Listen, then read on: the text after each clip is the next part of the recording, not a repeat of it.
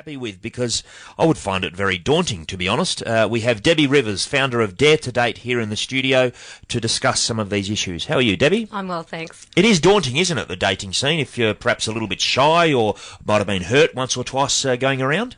It is, but look, I find it doesn't need to be, because there's a lot of really amazing singles out there that are kind of open to meeting people. We try and make it as easy for them as possible. Okay, so tell us a little bit about Dare to Date. How does it exactly work? Oh, look, we run different events to suit different people. So we do speed dating, small group dinner dating, pub crawls, river cruises, and we also do matchmaking. So depending on what, where you are, we cater for something for everyone. Now, I'm very interested in the, not me personally, but I'm interested here to talk to you about the singles events. So they seem like pretty non-threatening sort of environments when you talk about the pub crawls and the river cruises. How popular are the speed dating setups? And just tell us a little bit about those. How do they work? Okay, so speed dating, to be honest, is my favourite event of all of them, but guys seem to be a bit more scared of the speed dating.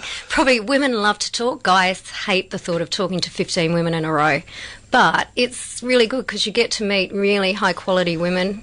It's relaxed, it's friendly, it's just a thought that can put guys off. Okay, in days gone by, there perhaps was a little bit of a stigma about being out there on a dating website. Is that gone now, and where does your demographic come from, Debbie? I think it's gone to some degree, but guys are a lot more reluctant to say that's what they're doing.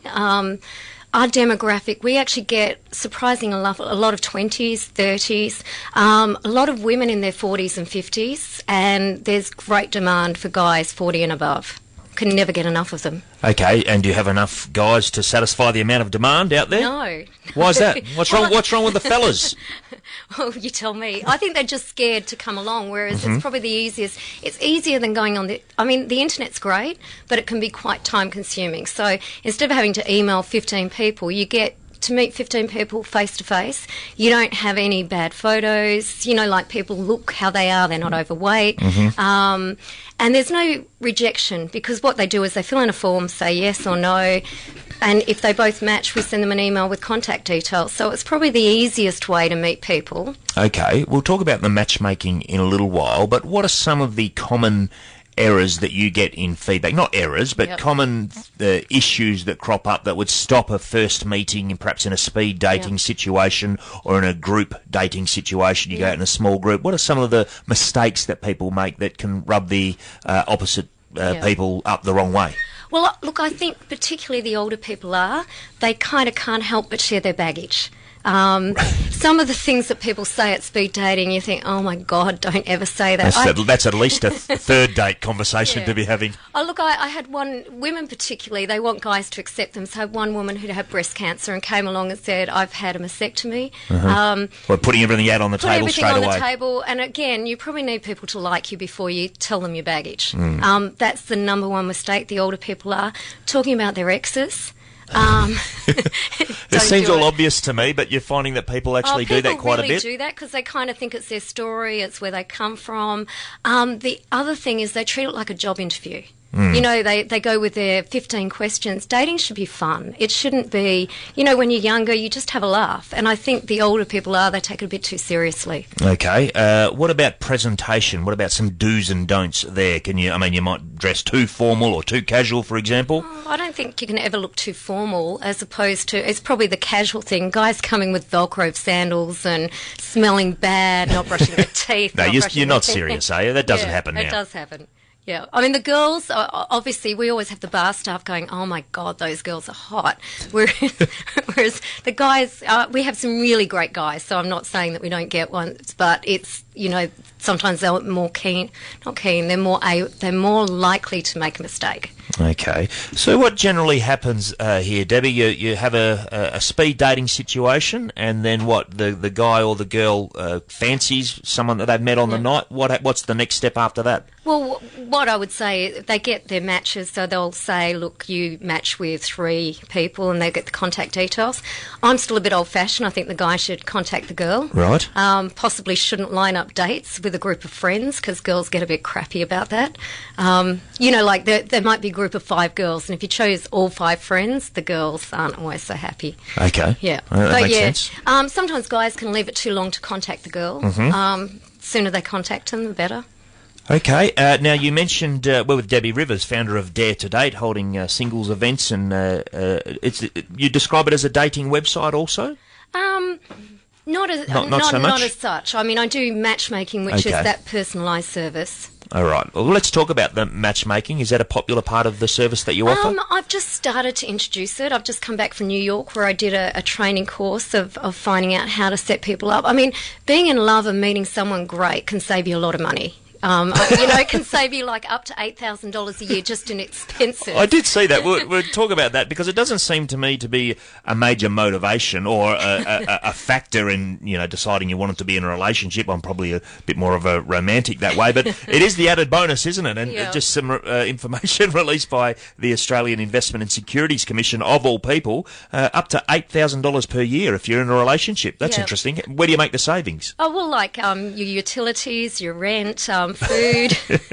And I mean, not only that, people who are in love are likely to be happier, healthier, less alcohol and substance abuse, less mental depression, less wrinkles. They're happier, less stress. So the whole thing of you can actually have a lot of grief by finding the wrong people, getting into a wrong relationship the second time around. I've had lots of stories where people have gone through a really terrible time the second time. So the whole purpose of the matchmaking is we'll set you up with someone that fits you and save some of those issues. And same with, you can often date someone who says they're available but isn't. We can pre-screen people, make sure that they are available, they are divorced, they're open to finding They are what love. they say they are. Yeah. Do you have some nice testimonials, some nice stories about people who met through your matchmaking and now are happily together and have been for a while? Look, I have of people that tell me, because people don't always want to tell you. I've got about 10. I've had a marriage. We've been running 3 years, so we've got a marriage, a baby, about 10 people living together. Okay. And really happy, really thankful that they met through us. What prompted you to get into this industry, Debbie? Look, I was married for 21 years and I was single, and I was quite happily single. But I just found that, when you're young, you go out to a pub, it's really easy to meet people. The older you get, what do? You go out, you're too old. Where do you go? And it's harder to meet people. So I started it for that reason, thinking it would be an easy, fun business to be in. But it has its challenges but it's still fun. Is that a big issue, what you mentioned before about people perhaps being a little bit liberal with the discretion they have when they're filling out profiles, that sort of thing? They might not be exactly who or what they say they are? Yeah, that happens a lot. An awful lot. I have a lot of complaints from women that, married guys are pretending to be single. Right. People that say they're available aren't available. And a year down the track, that just causes you a lot of emotional grief. Debbie, what about when you're in the situation, how set in the ways are some of the people that come to you?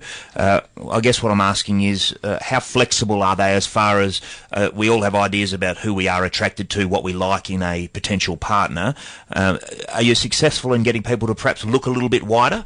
Look, I think that you have to, but you have. I mean, I still think you have to be attracted to someone. Yeah. But if you go out and look for only people wearing a red jumper, you're going to be limited, aren't you? So sometimes opening your scope of what you're looking for, and we do work with people with some dating coaching and helping them find, because research says that the people you're attracted to initially doesn't always work out. The more is that right? Yeah. Okay. The more you get to know someone, chemistry can sometimes get in the way of, you can maybe have because you're not thinking straight. You're not thinking straight. You might have great sex, but not a great relationship. Okay. All right. So you do the whole thing. You give tips to people, because that's one thing that I think people would need help with, particularly if you've been in a relationship for 20, 25 years or whatever, and suddenly you find yourself alone for whatever reason that is. It's not like it's something that you've practiced for a long time. No. You probably got comfortable, and that whole new world is very daunting, very scary. So having someone there to coach you through it is probably pretty important. Yeah, no, I think it is. And because it's changed so much, in the last 20 years, it's changed huge. Do you have to be on social media? Are you finding is that a big advantage for some of the people that come to Dare to Date? So much is done with the social media these days. Yeah, we definitely encourage that. It. Yeah. I mean, look, we're also moving to gay speed dating, which is quite exciting, because I don't think anyone caters for the Tell us about the next big singles event that's coming up, just to give everyone an idea. Okay, so the next one we've got is 28 to 39 at the Ellington Jazz Club. All right, so it's you cut down the ages as well. Well, you usually have to have it within about 10 Yep. years. Yep. We've also got gay speed dating coming up next Wednesday at the Ellington Jazz Club. Yep. And dinner dating at the Old Brewery on the 29th. So with the dinner dating, how many people will be there at that one, do you think? What's an ideal number? Well, what we do is do groups of 8. So Okay. you actually get a 3-course meal, get some coffee, get some wine, and sometimes people go, it takes longer than 5 minutes to like them. So we do different ways of allowing people to meet. Does it ever get a bit competitive? Perhaps if two people like the same person starting to show off a little bit? Bit of one-upsmanship? Yep. I'm sure you've got some very interesting stories to tell. Thank you so much for coming in this afternoon. Thank you. That's Debbie Rivers, founder of Dare to Date. So if you're in that situation, get online and take a look. I'm sure